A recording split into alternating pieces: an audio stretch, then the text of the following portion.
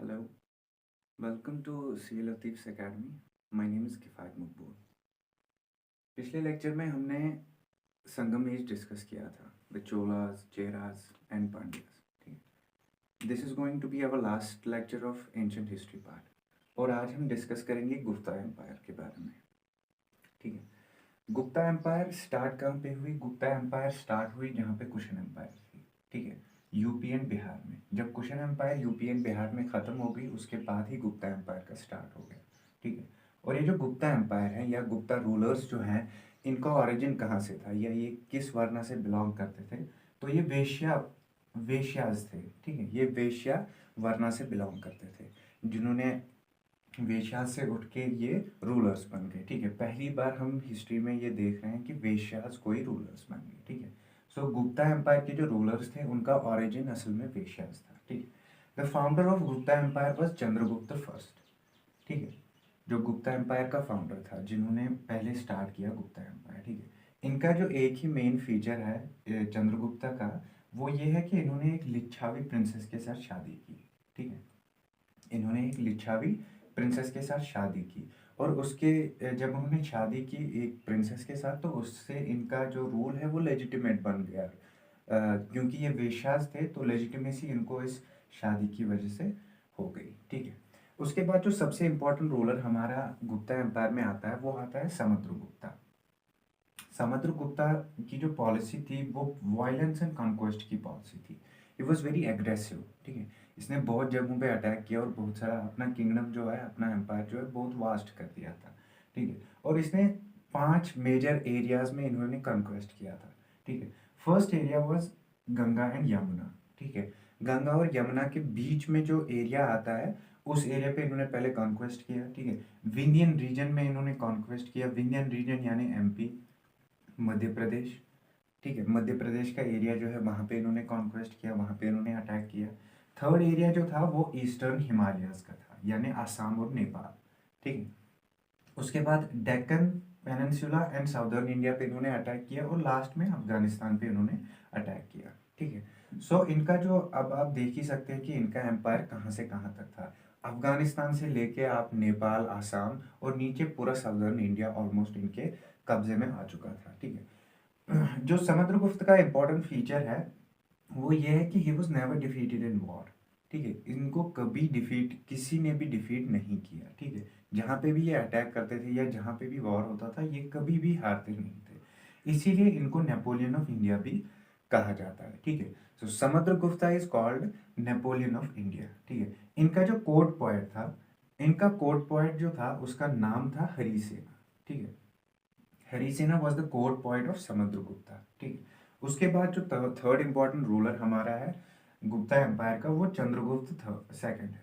ठीक है, चंद्रगुप्त सेकंड की जो पॉलिसी थी वो मैरिज अलायंसेस एंड कॉन्क्वेस्ट थी. ठीक है, जहाँ पे अगर इनको किसी किंगडम पे नज़र होती थी कि ये हमें कब्जे में करना है या तो उनको वो ऑफर करते थे कि आप हमारे साथ मैरिज अलायंस कीजिए, मैं आपकी किसी बेटी के साथ या प्रिंसेस के साथ शादी करूंगा या मेरे बच्चे उनके साथ शादी करेंगे उसके साथ. ऐसे ही वो मैरिज अलायंसेस करते थे या अगर वो नहीं मानते थे तो उसके बाद कॉन्क्वेस्ट करते थे कि वो वॉर पे चले जाते थे. ठीक है, इन्होंने जो 3 मेजर एरियाज जहाँ पे इन्होंने अटैक किया और कब्जे में लिया वो मथुरा था, मालवा था एंड गुजरात. ठीक है, और इनका जो अडॉप्टेड टाइटल था जो उन्होंने खुद को टाइटल दिया वो था विक्रमादित्य. ठीक है, चंद्रगुप्त सेकंड का जो अडॉप्टेड टाइटल था वो विक्रमादित्य था. ये विक्रमादित्य आपको मेडिवल हिस्ट्री में फिर आगे भी मिलेगा. बहुत सारे किंग्स ने इसका टाइटल खुद को रखा था विक्रमादित्य. ठीक है, और इसी के दौर में जो चंद्रगुप्त सेकंड है इसी के दौर में फाहीन जो चाइनीज ट्रैवलर था वो इंडिया आया. ठीक है, he travel to India during the reign of Chandragupta second. ठीक है, फिर ये गुप्ता एम्पायर खत्म कैसे हो गई? ठीक है, what was the end of the Gupta empire? And was जब हुनाज थे जो सेंट्रल एशिया का एक एम्पायर था, हुनाज जो वहाँ का ट्राइब था, उन्होंने अटैक किया इंडिया पे. Hunas came to India, they attacked India and that was the end of Gupta empire. और एक रीजन जो था इनका एंड होने का वो ये था कि इनकी जो फ्यूडल ट्रीज थी.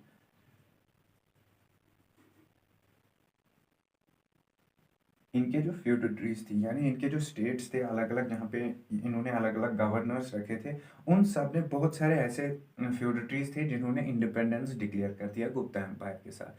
फॉर एग्जाम्पल बंगाल, ठीक है, बंगाल का जो गवर्नर था उसने इंडिपेंडेंस इख्तियार कर ली, ठीक है, उन्होंने बोला कि हम इंडिपेंडेंट हो गए इनसे, and he formed his own empire. और एक जैसे गुजरात था, गुजरात का भी जो गवर्नर था उसने भी इंडिपेंडेंस डिक्लेयर कर लिया, बोला हम गुप्ता एम्पायर के साथ नहीं है, ठीक है।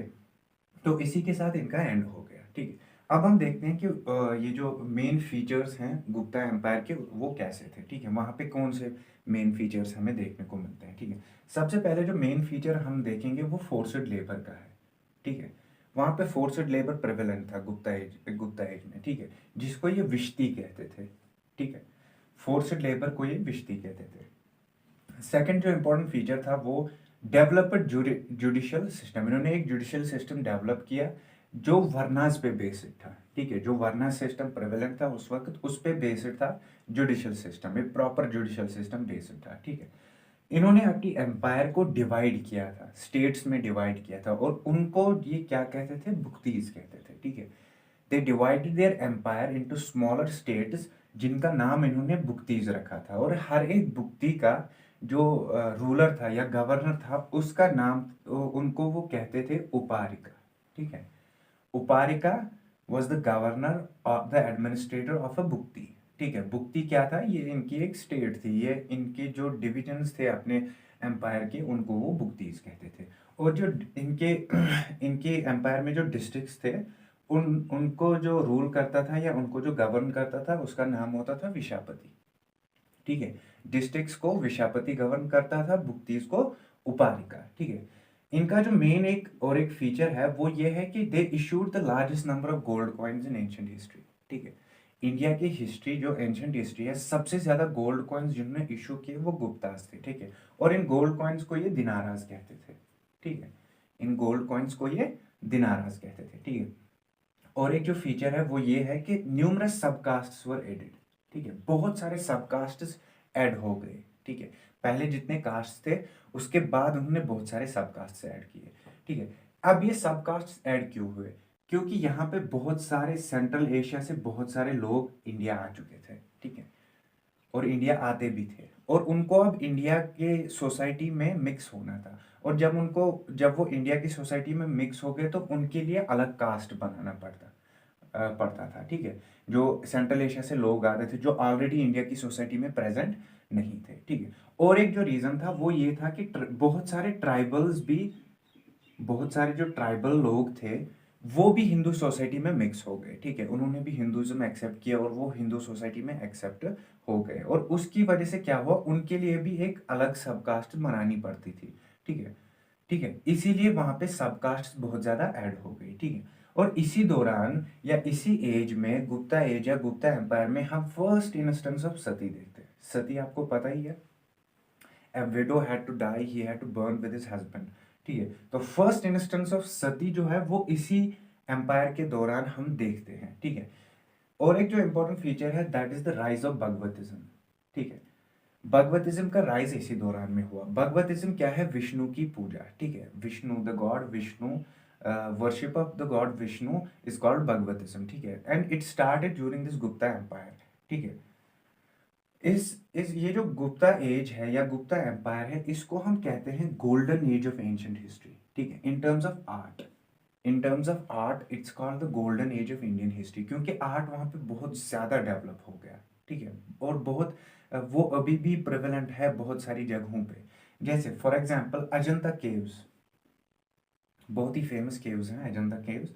सो ये जो अजंता केव्स की पेंटिंग्स है एटसेट्रा जो वहाँ पे बनाई गई हैं वो इसी गुप्ता एम्पायर के दौर में बनाई गई थी। और ये जो अजंता केव्स है वहाँ पे हम first images of Shiva and Vishnu देखते हैं या गॉड्स, ठीक है। तब तक इन गॉड्स की इमेजेस नहीं थी, ठीक है, nobody knew what they were like, ठीक है। और फर्स्ट इमेजेस जो डेवलप हो गई वो अजंता केव्स में ही, जो वहाँ पे पेंटिंग्स है वहीं से हमें पता चलता है कि ये विष्णु और शिवा की शक्ल कैसी थी, ठीक है, इमेजेस कैसी थी, ठीक है। और एक इंपॉर्टेंट फीचर कालिदासा, ठीक है, Kalidasa he is considered the greatest poet of classical Sanskrit, Kalidasa is considered the greatest poet of classical Sanskrit, और वो कालिदासा इसी एज में आया था, इसी गुप्ता एम्पायर के दौर में आया था, ठीक है। और एक जो इंपॉर्टेंट फीचर है that is Ramayana and Mahabharata, ये कंपाइल हुई थी। कब कंपाइल हुई थी? 400 एडी में कंपाइल हुई थी। और 400 एडी ये जो टाइम पीरियड है ये गुप्ता एम्पायर का ही टाइम पीरियड है। So Ramayana and Mahabharata were compiled during this empire, ठीक है, during the reign of this empire, ठीक है। और एक feature, Sanskrit grammar well develop बन गया, ठीक है, प्रॉपर डेवलपमेंट हो गई संस्कृत ग्रामर की। और ये प्रॉपर डेवलपमेंट किसने की? संस्कृत ग्रामर को अच्छे से डेवलप किसने किया? दो लोग थे, एक तो पनिन्नी था और एक पतंजलि था, ठीक है। Panini and Patanjali developed the Sanskrit grammar and that happened during the Gupta empire. और एक feature, Aryabhata. Everybody knows about Aryabhata, he gave us zero, ठीक है। और ये आर्यभट्टा कब आया था? when was he alive, when did he make these discoveries or when did he make these inventions? It was during the Gupta Empire, ठीक है। and this Aryabhatta, what did he give us? He gave us zero and he gave us decimal system, ठीक है। आर्यभट्टा ने दो चीजें हमें दी, zero दिया और डेसिमल सिस्टम दिया। एंड वो कब आया था? वो गुप्ता एम्पायर के ही दौर में आया था। तो आप ये फीचर्स देख के आपको पता चल ही जाएगा why it is considered the golden age of ancient history. So that was all about Gupta empire, ठीक है। अब हम पढ़ेंगे हर्षा के बारे में। तो मैंने आपको बताया था कि जब गुप्ता एम्पायर एंड हुआ तो उस वक्त हुनाज ने सेंट्रल एशिया से अटैक किया था, ठीक है। तो अराउंड 500 एडी वाइट हुनाज का रूल था वेस्टर्न इंडिया पे, western and north western India पे। कश्मीर, पंजाब, पाकिस्तान का एरिया, ये सारा आता था वाइट हुनाज के अंदर, ठीक है। हर्षा जो है 606 एडी में, he was born in 606 AD in Thanesar Haryana, ठीक है। थानेसर हरियाणा में ये पैदा हुए 666 एडी में। और जब हर्षा ने अपना किंगडम बनाया तो उसकी कैपिटल कहाँ पे थी? ये कनौज थी, ठीक है। कैपिटल इसकी कनौज थी, ठीक है। हर्षा की जो बायोग्राफी है वो बाना भट्टा ने लिखी है, ठीक है। हर्षा की बायोग्राफी बाना भट्टा ने लिखी है और उसका नाम क्या है? हर्षा चरित्र, ठीक है। हर्षा चरित्र जो हर्षा की बायोग्राफी है, हर्षवर्धना की बायोग्राफी है, वो किसने लिखी है? बाना भट्टा ने लिखी है, ठीक है। हर्षा के दौर में ही, या हर्षा के जब हर्षा बादशाह था उसी के रेन में ह्यून सेंग आया था, जो चाइना का ट्रैवलर था। ह्यून सेंग इंडिया आया था वो इंडिया कितने टाइम तक रहा? 15 साल तक वो इंडिया में रहा, इंडिया में उसने ट्रैवल किए। He came here to study Buddhism, ठीक है। बुद्धिज्म को स्टडी करने के लिए वो 15 साल तक इंडिया में था, ठीक है।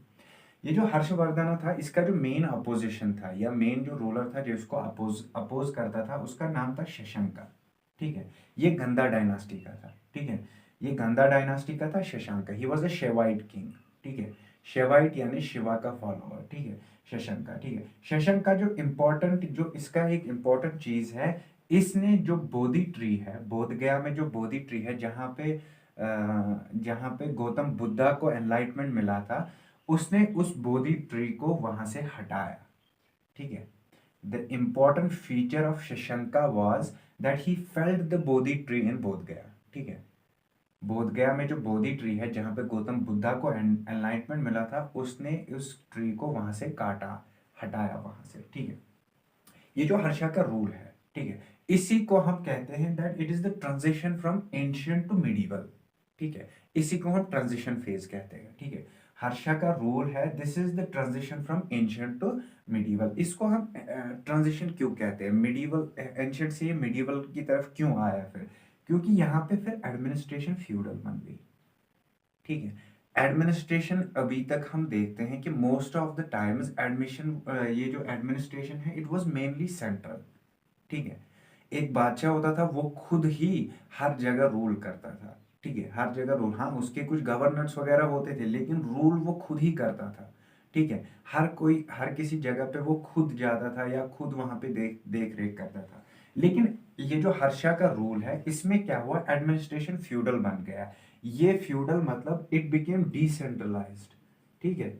इट बिकेम डिसेंट्रलाइज्ड, ठीक है। इसके जो एम्पायर में जो अलग अलग हिस्से थे, इसने जो हिस्से किए थे, उसमें उसने अपने जो गवर्नर्स रखे थे, एटस्टर रखे थे, फ्यूडल लॉर्ड्स, वो खुद वहां पे रूल करते थे और उन्होंने इस हर्षा को अपना रूलर मान लिया, ठीक है। उसको रूलर मान लिया। लेकिन ये फ्यूडल लॉर्ड्स जो हैं ये अपने हिसाब से हर जगह रूल करते थे, ठीक है। ऐसा नहीं था कि हर्षा के हिसाब से ही हर जगह रूल होता था, फ्यूडल लॉर्ड्स अपने हिसाब से ही रूल करते थे हर जगह पे। So this administration became decentralised and it's the main feature of the medieval area. Medieval era का मेन फीचर जो है वो डिसेंट्रलाइज्ड एडमिनिस्ट्रेशन है या फ्यूडल एडमिनिस्ट्रेशन है, ठीक है। ह्यून मैंने आपको बताया था इसी के दौर में इंडिया आया था, ठीक है। ह्यून ने क्या कहा, उसने जब इंडिया में बुद्धिज्म को स्टडी किया उसने बोला कि बुद्धिज्म के यहाँ पे 18 सेक्ट्स बन चुके थे, ठीक है। 18 हिस्से बन चुके थे, अलग अलग हिस्से बन चुके थे इस बुद्धिज्म के। और नालंदा यूनिवर्सिटी जो है वहां पे ज्यादातर प्रेवलेंट जो था वो महायाना बुद्धिज्म था, ठीक है। महायाना सेक्ट जो है वहां पे उसी की पढ़ाई होती थी, कहाँ पे, नालंदा यूनिवर्सिटी में, ठीक है। हर्षा कहते हैं, ये जो हर्षा है इसने 3 प्लेस लिखे हैं, ठीक है। He wrote 3 plays, Priyadarshika, Ratnavali and Nagananda, ठीक है।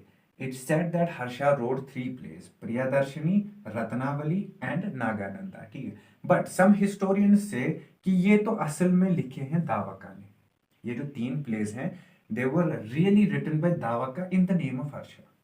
हर्षा के नाम पे ये लिखे हैं, लेकिन लिखे किसने हैं, दावका ने, ठीक है। Some claim, some historians say that they these 3 plays Priyadarshika, Ratnavali and Nagananda were written by Dhavaka in the name of Harsha, ठीक है। ये हमारा हर्षा कंप्लीट हो गया, हर्षवर्धना कंप्लीट हो गया। अब हम आगे बढ़ते हैं, न्यू फेज, ठीक है। अब हम देखते हैं जो साउदर्न इंडिया है, साउदर्न इंडिया में पहले हमने संगम एज पढ़ा था जहां पे चोलास, चेरास एंड पांड्यास थे। अब एक नया फेज वहां से स्टार्ट हुआ। ये नया फेज अराउंड हम 350 एडी से स्टार्ट करते हैं, ठीक है। अराउंड अराउंड 350 एडी या 300 एडी अराउंड ये स्टार्ट होता है अप टू 750, ठीक है, अप टू 750 एडी, ठीक है। ये न्यू फेज आता है। वहां पे कौन कौन से किंगडम्स थे इस फेज में, पलावास थे, ठीक है, पलावास जिनकी कैपिटल कांची थी, चालुक्यास थे जिनकी कैपिटल बादामी थी, ठीक है। पलावास कांची में थे, चालुक्यास बादामी बादामी में थे, पांड्यास जो ऑलरेडी एग्जिस्ट कर रहे थे मदुराई में थे, ठीक है। कदम्बास थे जहां जो southern Karnataka and Konkan area था, कोंकण यानी गोवा का जो एरिया है वहां पे थे, इनकी कैपिटल विजयंती थी, ठीक है। गंगास थे वो भी कर्नाटका में थे, साउदर्न कर्नाटका में वो भी थे, उनकी कैपिटल कोलार थी, ठीक है। और इस दौरान में ये जो न्यू फेज वहां पे स्टार्ट हुआ, वहां पे क्या था, ब्राह्मणिज्म वहां पे बहुत ज्यादा इंक्रीज हो गया, ठीक है। ब्राह्मणिज्म बहुत ज्यादा इंक्रीज हो गया, यानी वर्ना सिस्टम बहुत ज्यादा इंक्रीज हो गया वहां पे, ठीक है। और Sanskrit became the official language. ये जो न्यू फेज है साउदर्न इंडिया का, ये इसका मेन फीचर है कि संस्कृत अब ऑफिशियल लैंग्वेज बन चुकी थी, प्राकृत खत्म हो चुकी थी, अब संस्कृत आ गई, ठीक है। अब इस न्यू फेज में एक इंपॉर्टेंट चीज जो हो गई उस दौरान वो था कालाबा रिवोल्ट, ठीक है। कालाबा रिवोल्ट कब हुआ, it happened during the 6th century, sorry, it Kalabhra revolt happened during the 6th centuries। और ये कालाबा रिवोल्ट क्या था, ये जो ट्राइबल्स थे, ठीक है, ट्राइबल्स थे साउदर्न इंडिया में, मोस्टली हम तमिलनाडु की बात करेंगे, ट्राइबल्स जो थे तमिलनाडु ने, उन्होंने कैप्चर किया, they capture the power from Cholas. जो वहां पे चोलास रूल कर रहे थे उन्होंने चोलास को ओवरथ्रू किया और पावर अपने हाथ में लिया। कितने टाइम तक, 75 ईयर्स तक। For 75 years tribals captured power from Cholas, ठीक है। और ये रिवोल्ट इन्होंने क्यों किया, इन्होंने क्यों हमला किया उन पे, इन्होंने रिवोल्ट क्यों किया, revolt was against brahmanical system. क्योंकि मैंने आपको बोला ब्राह्मणिज्म वहां पे सिस्टम स्टार्ट हो गया था और बहुत ज्यादा इंक्रीज हो गया था। और उसकी वजह से क्या हुआ, जो सोसाइटी हाईली ब्राह्मणाइज्ड हो गई थी, ट्राइबल्स को उसमें जगह नहीं थी, क्योंकि ब्राह्मणिकल सिस्टम या सोसाइटी जो थी वहां पे वर्ना सिस्टम था, 4 ही वर्नास थे, और ट्राइबल्स को उस सोसाइटी में कोई जगह नहीं थी, और ट्राइबल्स को सबसे लोवेस्ट, उनको शूद्रास से भी लोवेस्ट माना जाता था। और अब ये ट्राइबल्स ने क्या किया, इन्होंने रिवोल्ट किया इस ब्राह्मणिकल सिस्टम के खिलाफ, ठीक है। They revolted against this Brahmanical system. उन्होंने क्या किया, they imprison Chola, Pandya and Chera kings. ये जो 3 वहां पे किंगडम्स थे साउदर्न इंडिया में, चोलास थे, पांड्यास थे, चेरास थे, इन्होंने सबको इम्प्रिजन कर दिया, ठीक है। And they gain the power, उन्होंने रूल करना स्टार्ट किया। कितने टाइम तक रूल किया, 75 ईयर्स तक रूल किया, ठीक है।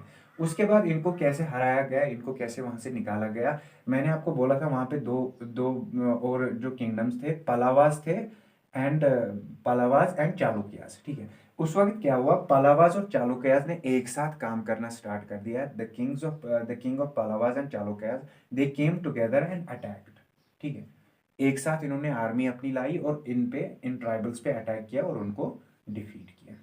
ठीक है, ये था कालाबा रिवोल्ट के बारे में। कालाबा रिवोल्ट के बाद हमें पढ़ना है पल्लवा और चालुक्य का कॉन्फ्लिक्ट। ठीक है, इनके बीच में जो लड़ाई थी वो किस वजह से थी और क्या थी। ठीक है, पल्लवा एंड चालुक्य का कॉन्फ्लिक्ट किस किस बुनियाद पे था। They fought for the land between Krishna and Tungabhadra. ठीक है, जो कृष्णा और तुंगभद्रा रिवर है उनके बीच का जो लैंड है उसके लिए ये दोनों आपस में लड़ते थे। ठीक है, पल्लवास उसे क्लेम करते थे और चालुक्यास भी उसे क्लेम करते थे। ठीक है, चालुक्य का एक इंपॉर्टेंट रूलर था पुलाकिशिन फर्स्ट। ठीक है, Pulakeshin first was a Chalukya king. ठीक है, इसने क्या किया, इसने हर्षा को डिफीट किया। हर्षा जो मैंने पहले ही आपको बोला था, हर्षा को इसने डिफीट किया। ठीक है, उसके बाद एक पलावा किंग था जिसका नाम था नरसिम्हा वर्मन। ठीक है, Narasimha Varman was a Pallava king. इसने क्या, ही कैप्चर्ड वटापी। ठीक है, इसने चालुक्यास को हराया और वटापी जो वहां पे एक इंपॉर्टेंट शहर था उसको कैप्चर किया। ठीक है, उसके बाद चालुक्य किंग आया एक जिसका नाम था विक्रमादित्य सेकंड। ठीक है, मैंने आपको पहले भी बोला था कि विक्रमादित्य आगे बहुत जगह यूज होगा। ठीक है, चालुक्य किंग था जिसका नाम था विक्रमादित्य सेकंड। इसने क्या किया, ही ओवररैन कांची 3 टाइम्स। कांची जो पलावास की कैपिटल थी, इसने कांची को बिल्कुल हराया, 3 बार हराया इसने।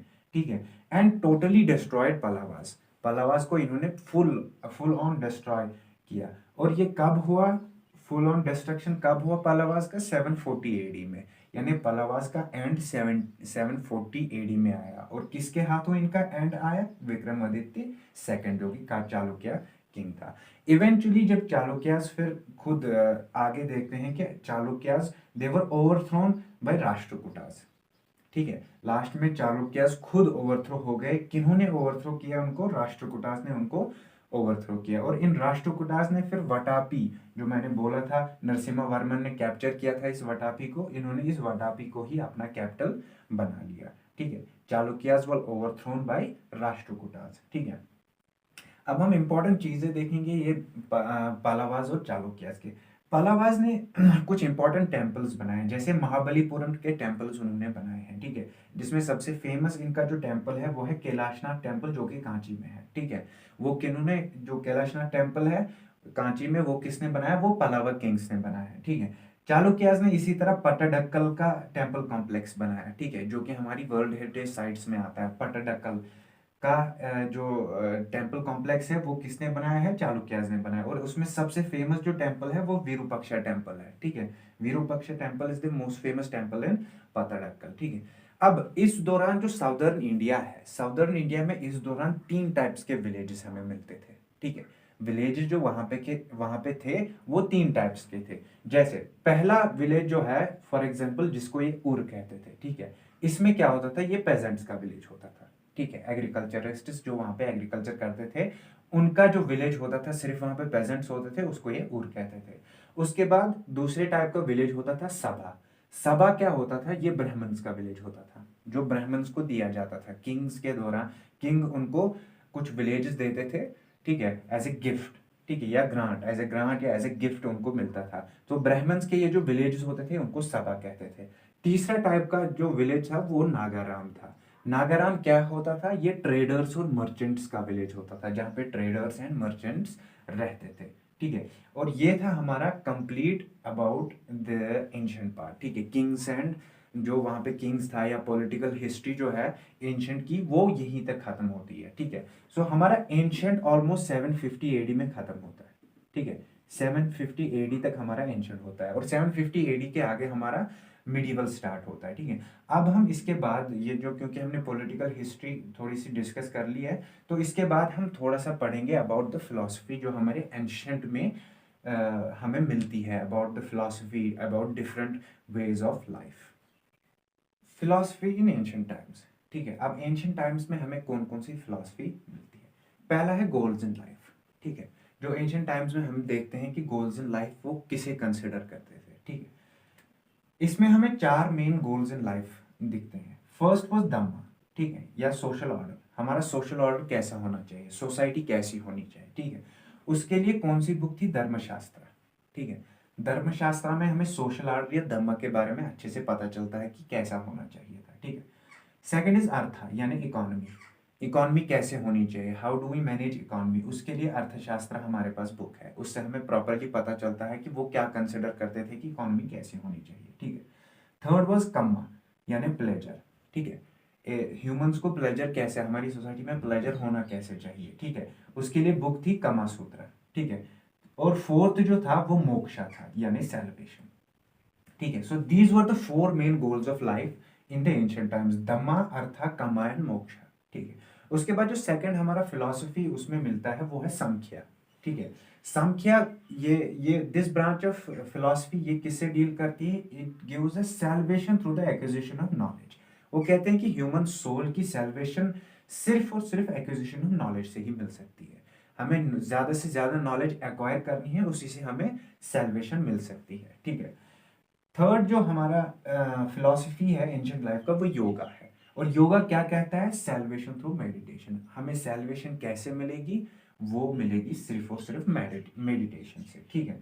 उसके बाद चौथी फिलॉसफी जो है वो है वैशेषिका, ठीक है। वैशेषिका क्या है? This philosophy deal with discussion on material elements. हमारे जो अराउंड जो मटेरियल्स हैं, हमारा जो दुनिया है उस पे डिस्कशन कि दुनिया कैसे चलती है, कोई मटेरियल क्या है, कोई जगह क्या है, ठीक है। Everything, what is air, what is water, इन सब चीजों के बारे में जो डिस्कशन होता था वो ब्रांच ऑफ फिलॉसफी को ये वैशेषिका कहते थे, ठीक है। और इसी वैशेषिका, ये जो फिलॉसफी है, it propounded the atomic theory या थ्योरी ऑफ एटम्स, ठीक है, जो हमारे एंशिएंट टाइम में मिलती है। द थ्योरी, एटॉमिक थ्योरी जो उस वक्त मिलती है, that everything is made up of smaller items, ठीक है। जो पांचवा हमारा ब्रांच ऑफ फिलॉसफी है जो हमें एंशिएंट टाइम में मिलता है वो न्याय है, ठीक है। न्याय क्या है? It's a system of knowledge, ठीक है। ये हमें दिखाता है कि सिस्टम ऑफ नॉलेज, ठीक है। What should be the system of knowledge, हमें नॉलेज कैसे गेन करनी चाहिए। एंड दे फोकस, ज्यादा से ज्यादा वो कहते हैं कि नॉलेज हमें गेन गेन करनी है तो सिर्फ और सिर्फ लॉजिकल बेसिस पे। It should be logical. If you are gaining some knowledge, अगर आप किसी चीज के बारे में आप जानना चाहते हो, it should be based on logic, it should not be illogical, ठीक है। उसके बाद छठा जो हमारा फिलॉसफी है दैट इज मीमांसा, ठीक है। मीमांसा क्या है? This is the art of reasoning and interpretation, ठीक है। हमें रीजन कैसे करना चाहिए, हमें इंटरप्रेट कैसे चीजें करनी चाहिए। The art of reasoning and interpretation जो फिलॉसफी है उसे मीमांसा कहते थे, ठीक है। सेवेंथ जो था वो चरवाका।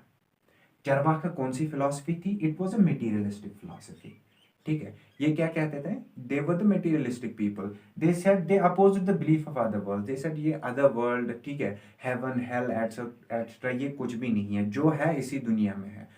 हम इस दुनिया में आते हैं, मरते हैं, that's it, there is nothing else, ठीक है। समवट ये थोड़ा गॉड को भी अपोज करते थे, बिकॉज उनके लिए, क्योंकि ये मेटीरियलिस्टिक थे, उनके हिसाब से that was a far right कुछ अप्रोच था जो हमें दिखता नहीं है, we don't know about that, ठीक है। So the Charvaka was a materialistic philosophy, ठीक है। उसके बाद जो आठवां था हमारा दैट वाज वेदांता। वेदांता का मतलब क्या है? लिटरली इसका मतलब है एंड ऑफ वेदा का खत्म होना, ठीक है। और इस वेदांता फिलॉसफी का जो बेसिक टेक्स्ट है, बेसिक जो बुक है, दैट इज ब्रह्म सूत्र, ठीक है। और ये ब्रह्म सूत्र किसने लिखी थी? ये लिखी थी बड़ा रायना ने, ठीक है। बड़ा रयाना ने लिखी थी ये बुक ब्रह्म सूत्र, जो बेसिक टेक्स्ट है वेदांता का। ये जो थ्योरी ऑफ कार्मा हम पढ़ते हैं, जो कि आगे हमें रिलीजन्स में हर जगह मिलता है, theory of karma, we have heard about this karma word, ये हम इसी फिलॉसफी के साथ रिलेट करते हैं, वेदांता फिलॉसफी के साथ हम रिलेट करते हैं theory of Karma. So philosophy in ancient times हमने देखा 8 बेसिक फिलॉसफीज थी। पहला था गोल्स ऑफ लाइफ, ठीक है, सांख्या, योगा, वैशेषिका, न्याया, मीमांसा, Charvaka and Vedanta. So these were the basic जो फिलॉसफी एंशिएंट टाइम्स में फॉलो होती थी, या लोग जो फिलॉसफी फॉलो करते थे, वो यही आर्ट थी, ठीक है। So this was all about हमारा एंशिएंट में हमारा कंप्लीट हो चुका है, ठीक है। अब इसके बाद क्या क्या आता है? एंशिएंट खत्म हो जाता है और अब स्टार्ट होता है हमारा मिडीवल। और अब हम देखेंगे, अब हम जो लास्ट पार्ट देखेंगे इस टॉपिक का वो है ट्रांजिशन कैसे हुआ, ठीक है। व्हाई दिस ट्रांजिशन, ये ट्रांजिशन कैसे हुआ, क्यों हुआ फ्रॉम एंशियंट टू मिडीवल, ठीक है। सो मेन रीजंस जो हैं कि हम एंशियंट से मिडीवल की तरफ क्यों आए, ठीक है, why did we change from ancient to medieval. So उसमें से कुछ चेंजेस ऐसे थे, ठीक है, जो मेन मेन रीजंस थे। First was social crisis and agrarian changes, ठीक है। हमारी सोसाइटी भी चेंज हो गई और हमारा जो एग्रीकल्चर है वो भी चेंज हो गया। क्यों? अब लैंड ग्रांट्स बहुत ज़्यादा होने लगे, ठीक है। पहले पेजेंट्स खुद ब खुद उनकी लैंड होती थी और बहुत कम लैंड ग्रांट्स जो ब्राह्मण्स को मिलते थे, लेकिन अब जाके लैंड ग्रांट्स बहुत ज़्यादा हो गए, जो कि ब्राह्मण्स, क्षत्रियाज या किंग के जो अपने खास होते थे उनको मिलते थे, ठीक है, लैंड ग्रांट्स। सेकंड रीजन जो है वो है राइज ऑफ लैंडलॉर्ड्स। अब लैंडलॉर्ड्स राइज हो गए, ठीक है, जिन जो लैंड ओन करते थे बहुत ज़्यादा और फिर लोगों को देते थे कमाने के लिए, ठीक है। उससे उस राइज ऑफ लैंडलॉर्ड्स, उससे क्या हो गया, ये जो लैंडलॉर्ड्स थे एक तो ये एग्रीकल्चर को भी कंट्रोल करने लगे और उस जगह पे जहाँ पे इनकी लैंड होती थी ये लॉ एंड ऑर्डर को भी वहाँ पे मेंटेन करते थे, ठीक है। वहां पे सिर्फ उनकी लैंड नहीं होती थी, जहाँ पे वो होते थे, जहाँ पे उनकी लैंड होती थी, सिर्फ लैंड को वो ओन नहीं करते थे, वो लॉ एंड ऑर्डर को भी वहां पे मेंटेन करते थे, ठीक है। थर्ड इंपॉर्टेंट रीजन था decline in trade and towns, ठीक है। अब ट्रेड डिक्लाइन होने लगा, ठीक है। हमने पहले भी देखा था कि फॉरेन जो मुल्क थे उनके साथ हमारा बहुत ज़्यादा ट्रेड होता था, ठीक है, चाहे अरब्स हो, चाहे मलाया पेनिनसुला हो, चाइना हो या यूरोप, इवन यूरोप हो, उनके साथ ट्रेड होता था। लेकिन अब ट्रेड डिक्लाइन हो गया, अब ट्रेड बहुत ज़्यादा डिक्लाइन हो गया, ट्रेड कन्फाइन हो गया, अब बिल्कुल भी नहीं होता था। और ट्रेड जब डिक्लाइन हो गए और टाउन्स भी डिक्लाइन हो गए। क्यों टाउन्स टाउन्स क्यों डिक्लाइन हो गए? क्योंकि अब ट्रेडर्स, क्योंकि वो ट्रेड नहीं कर पाते थे, वो टाउन्स में नहीं रह पाते थे, वो वापस चले गए कहाँ पे? विलेजेस में चले गए। क्यों? एग्रीकल्चरिस्ट्स बनने के लिए, क्योंकि वो तो अब ट्रेड कर नहीं पाते थे। सो टाउन्स भी इसी के साथ डिक्लाइन हो गए। फोर्थ इंपॉर्टेंट चेंज जो है वो वर्ना सिस्टम का चेंज था, ठीक है। वर्ना सिस्टम चेंज, बहुत सारी कास्ट अब ऐड हो गई, ठीक है। It was not just few caste, पहले 4 ही कास्ट होती थी, ठीक है, मेन 4 ही वर्ना थे।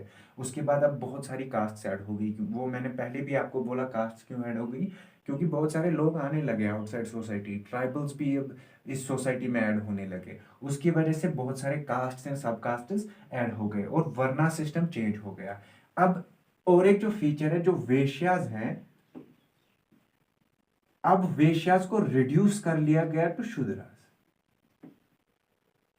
ठीक है। ये जो वेश्यास थे एग्रीकल्चरिस्ट, ये अब रिड्यूस हो गए जस्ट टू शूद्रास, ठीक है, टू शूद्रास, ठीक है। ये मेन चेंज हो गया वर्ण सिस्टम का, ठीक है। पांचवा चेंज जो हो गया, that is most important change जो उस दौरान हो गया, जिसकी वजह से हम मेडिवल की तरफ आ गए, that was the rise of regional identities. अब रीजनल आइडेंटिटी राइज हो गई कि हम किस रीजन से बिलोंग करते हैं, that we belong to Kashmir, we belong to Jammu, we belong to Gujarat, we belong to Tamil Nadu. 750 AD में हमारे पास जो जेना टेक्स्ट है वो हमें देखते हैं कि इंडिया में एटलीस्ट 18 मेजर नेशनैलिटीज थी। 18 मेजर नेशनैलिटी इंडिया में थी। जो अलग अलग लोग थे वो अलग अलग अपनी कंट्री को बोलते थे that this is our own country. जैसे गुजराती लोग, उनके लिए नेशनैलिटी गुजराती बन गई थी। तमिलनाडु के लोग, उनके लिए नेशनैलिटी तमिलनाडु बन गई थी। सो इंडिया में इन टेक्स्ट्स के मुताबिक 18 मेजर नेशनैलिटीज थी। और एक चेंज जो हो गई, that was the rise of regional languages. अभी तक हम देख रहे थे कि एक ही लैंग्वेज ऑलमोस्ट प्रेवलेंट हर जगह थी, चाहे वो पहले प्राकृत थी या संस्कृत थी। अब जाके रीजनल लैंग्वेजेस राइज हो गई, जैसे बंगाली राइज हो गई, गुजराती, असमीज, हिंदी, मैथिली, संथली, ये सब रीजनल लैंग्वेजेस अब राइज हो गई, ठीक है। अब लोग यही अपनी अपनी रीजन में अपनी अपनी लैंग्वेज बोलने लगे, उसकी वजह से डिफ्रेंसिएशन आगे बढ़ गया। पहले बंगाली और गुजराती एक ही लैंग्वेज बोलते थे, फॉर एग्जाम्पल प्राकृत यूज करते थे। अब डिफरेंट है, गुजरात के लोग गुजराती बोलते थे, बंगाल के लोग बंगाली। सो डिफ्रेंसिएशन अब आने लगी, ठीक है। सिक्स्थ मेजर जो रीजन था, दैट वाज तांत्रम। तांत्रम क्या है? यूज ऑफ मैजिक, ठीक है, मैजिक को यूज करना, ठीक है। 500 AD onwards, this is the most remarkable feature. 500 AD के आगे ये सबसे रिमार्केबल फीचर हमें दिखाई देता है कि वो मैजिक रिचुअल्स को यूज करते थे, तांत्रिक, है ना, मैजिक रिचुअल्स को यूज करते थे। किस लिए यूज करते थे? जैसे टू क्योर डिजीजेस, ठीक है। कोई बीमार होता था, किसी के पास ले गए कुछ, तो मैजिक का यूज़ करो, इसे ठीक करो, या किसी को कुछ चाहिए होता था, मटेरियल डिज़ायर उसका कुछ होता था, वो मैजिक को यूज़ करता था। किसी के पास जाता था कि कुछ मैजिक यूज़ करो चाहता है ताकि मुझे कुछ मिल जाए, ठीक है। सो तांत्रिक use of magic rituals was the most remarkable feature 500 AD onwards. So ये कुछ रीजंस थे, ये कुछ चेंजेस थे जो हमारी सोसाइटी में दिखने को मिली, जिससे हम एंशिएंट टू मिडीवल आ गए, ठीक है। और अब 750 AD आ गया, और 750 AD के आगे अब हमारा मिडीवल हिस्ट्री स्टार्ट होता है, ठीक है। So this was all about ancient history. यहाँ पे मेरा एंशिएंट हिस्ट्री का कोर्स कंप्लीट हो जाता है, ठीक है। आई have kept it very precise, 4 lectures में मैंने ये कंप्लीट कर लिया है। सिर्फ और सिर्फ मैंने इसमें फैक्ट्स रखे हैं, ठीक है। इंपॉर्टेंट जो फैक्ट्स मुझे लगे, जो सबसे ज़्यादा इंपॉर्टेंट थे, वही रखे हैं, ठीक है। मैं इसे ज़्यादा लेंथी नहीं बनाना चाहता था। I have kept it as short as possible. So this is the end of our ancient history course. I hope you loved it, you liked it, and that's it from me. Allah Hafiz.